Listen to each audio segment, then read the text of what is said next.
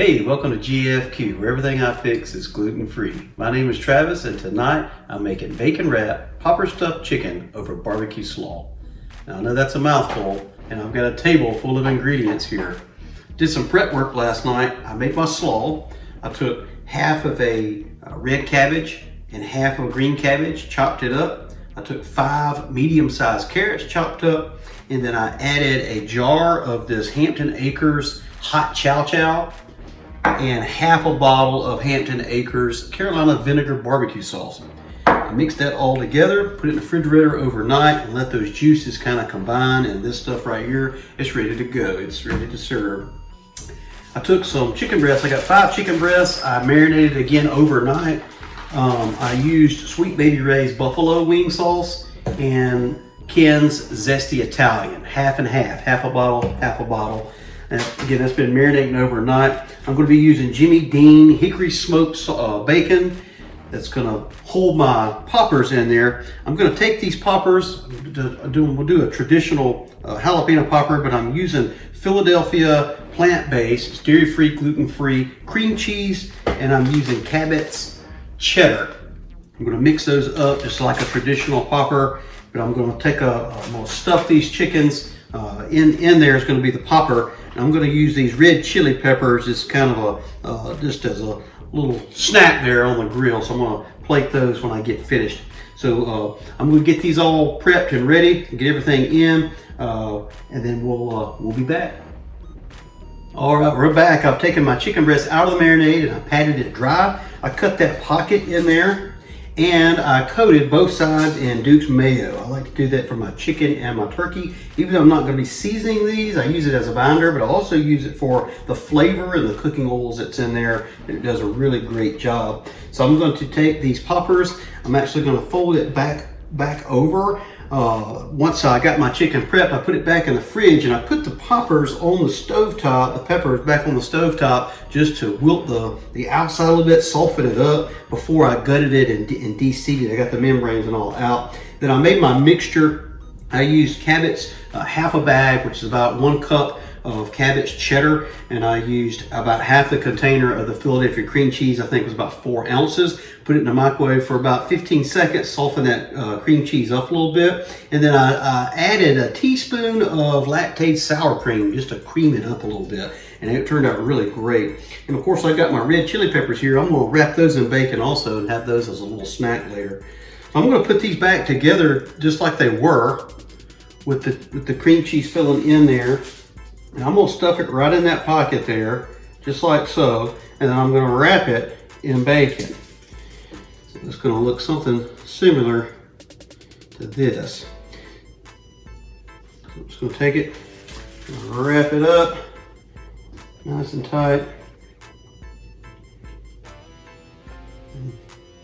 Like so. I'm probably going to end up putting a few toothpicks there. When it's all said and done, I'll probably put a few toothpicks in there just to make sure that popper doesn't come out during the cook.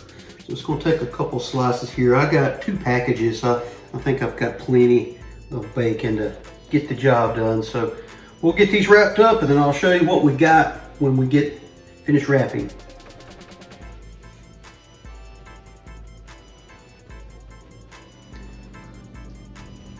All right, final result. I caught myself. I almost left the stem on the jalapeno pepper. I did get that off.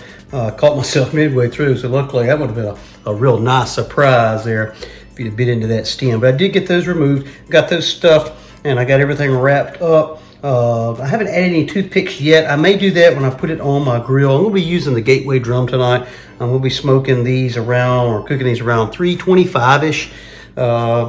So it's probably going to take about 40 minutes, I would say, give or take. These won't take as long. Like I said, these are probably going to be my little snack. Hopefully that chili pepper won't light me on fire. But speaking of fire, let's go get these on and let's get moving.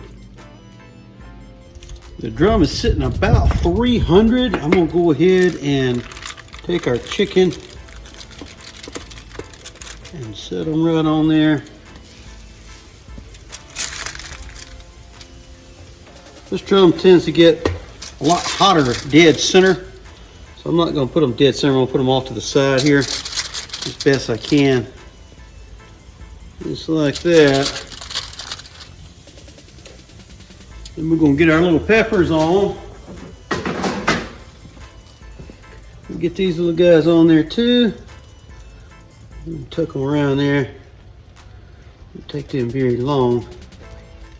There we go. And we're gonna come back. I'm gonna check in about 20 minutes. I'm gonna come back and give it a look and flip it over. And I've got a little base, a little secret base I'm gonna show you. So we'll be back.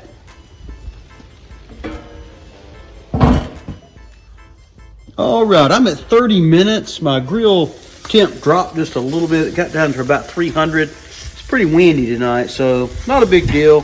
So I waited another 10 minutes before I gave it a peek. Oh yeah, these little peppers look good. I'm gonna go grab a plate and get these off, and we'll give that a try. I don't think I'm gonna flip just yet. Let me look at this guy. Yeah, you know what? I'm gonna go ahead and flip it. I'm gonna go ahead and flip them over. Starting to brown a little bit. Probably gonna end up broiling these just to get, I like my bacon crispy. I don't like chewy bacon. And I know the bacon's really for the flavor, but hey, I want to eat it too. So I'll probably end up broiling these in the oven. Oh, that one right there looks really good. Now I'm going to edge them a little closer now to the middle. Like I said, it gets a little hotter in the middle. I'm going to edge those a little closer to the middle here.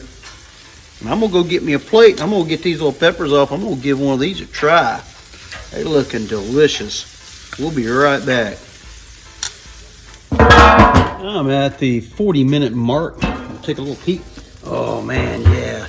We'll go ahead and get this glaze on. I've got a little secret glaze here. Stick around to the end, I'll tell you what this is. But it is absolutely great on anything jalapeno popper related. I'm just going to put a generous slapping right there, right on the top. I want to save some for later. When we cut into this, we can dip it in there. If you haven't seen any of my other videos, you know I like to dip stuff, dip meats. I'm all about the sauces and the seasonings, kind of my forte. I'm just going to put this right over the top there. I want to save about half of this for when we get inside. I may or may not broil. We'll take a look at it. I'm thinking 15 minutes. Not going to temp it yet. I just don't think it's there. I'm thinking about 10 minutes or so. I'm going to come out and temp it and make a decision at that point, because I think I may need to broil. I like my bacon crispy. I'm a crispy bacon kind of guy. All right, so we're going to save the rest of this magical stuff here for later. And we'll be back in about 10-15. All right, total cook time was 48 minutes. I brought them in and I did broil in the oven for 2 minutes just to get that bacon nice and crispy. These right here, these little chili peppers, holy moly.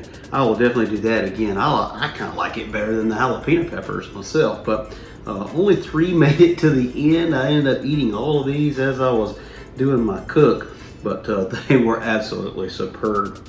So before I get into this, just the night before, you want to marinate your chicken. I did it in Sweet Baby Ray's Buffalo and Ken's Zesty Italian 50-50. Marinated it overnight, took it out, patted it dry, and coated it in Duke's mayonnaise, a secret ingredient there.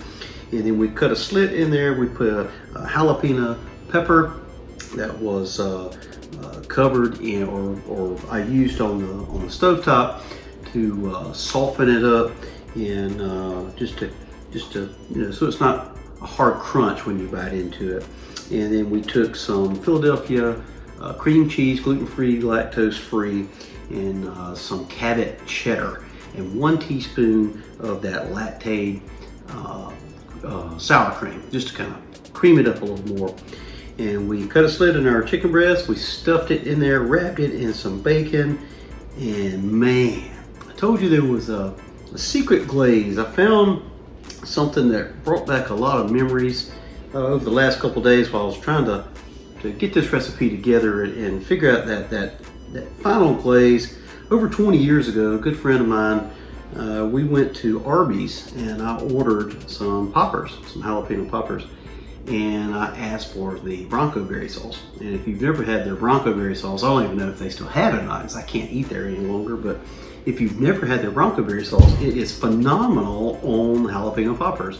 And it's a jam horseradish base. I've tried over the years to duplicate that, and until now I was able to get pretty close. I actually think this one's a little better than the Bronco berry, but so this is a tribute to a friend of mine I lost a little over a year ago.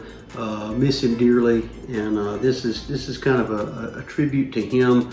But I did find something very, very close to the Bronco berry.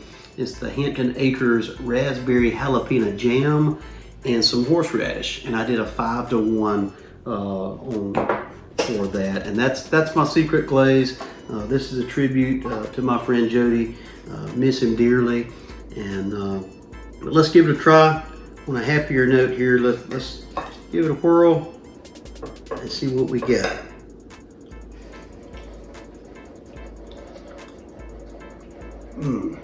That cheese coming out there, good stuff. The bacon just right, not too chewy, got a little bit of a crisp to it.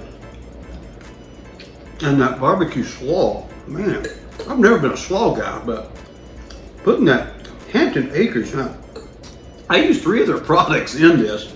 So, and I promise they're not paying me. They just have great products, and most of their, I think everything that they put out is gluten-free, so they have some really good stuff. But if you're chicken along with the barbecue slaw, no man, you can't go wrong with this one. This is an absolute home run.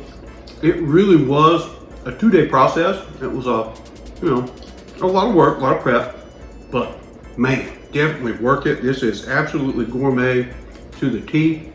Okay, make sure you like and subscribe. Until next time, who knows what I'm gonna come up with next? I guess you're gonna have to tune in to find out. GFQ.